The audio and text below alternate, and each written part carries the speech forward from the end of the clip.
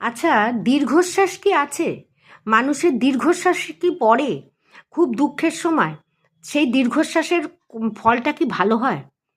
অনেকেরই মনে এই প্রশ্ন আছে। আমি আজকে বলবো হ্যাঁ, দীর্ঘশ্বাস আছে এবং সেই দীর্ঘশ্বাসের ফল ফলে।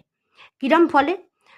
আপনি যদি সৎ হন, এবং কোনো অসৎ ব্যক্তি আপনাকে ঠকায়, তাহলে আপনি যে দীর্ঘশ্বাসটা ফেলেন, সেই দীর্ঘশ্বাসটা আপনার মন, আপনার হৃদয় এবং আপনার ব্রেন সব কিছু নিয়ে সেই দীর্ঘশ্বাসটা পড়ে।